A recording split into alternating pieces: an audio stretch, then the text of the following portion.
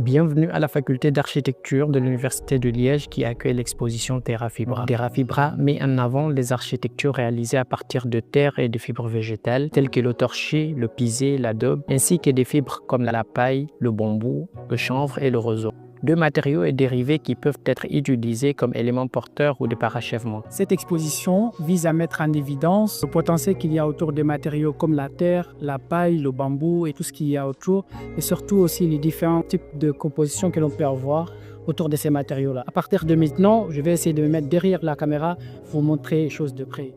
Allez, suivez-moi.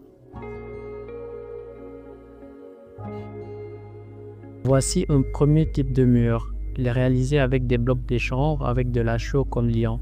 Ce mur est autoportant mais non porteur, c'est-à-dire qu'il peut porter son propre poids et ne peut pas porter une autre charge de plus. Les attentes sont prévues pour la structure en bois, en acier ou autre. Un deuxième mur avec une ossature en bois et comme remplissage le fibre de bois. Un bardage bois à l'extérieur et une finition intérieure en panneau de plâtre. L'assemblage par vissage permet un démontage facile, idéal pour la maintenance ou d'autres usages futurs.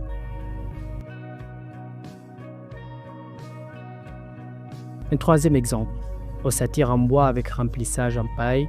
La finition comprend une couche épaisse de terre et deux autres couches de terre aussi comme finition.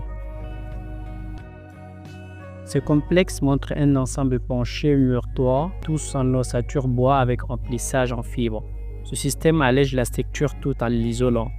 Le type d'assemblage reste simple à démonter et des blocs de terre sont utilisés pour renforcer l'inertie thermique. Ici, mur et plancher monolithique en CLT. Un complexe en CLT bois lamelé croisé qui assure le rôle structurel et de remplissage. Ce mur est fait de briques de terre avec un liant en terre et un isolant au milieu. L'enduit de finition est également en terre. Ce dernier complexe montre un plancher chauffant ou refroidissant en terre. Vous pouvez voir les différentes couches. En bas le CLT, suivi du chanvre, puis la chape de terre avec le tuyau pour le liquide. Pour la finition, il y a deux options. La colle avec un parquet dessus ou une finition en sol de terre. J'ai eu beaucoup de plaisir à participer à l'installation, aux permanences et au démontage de cette exposition. Un grand merci aux responsables de l'exposition, à la faculté d'architecture et à toutes les personnes qui ont facilité sa réalisation.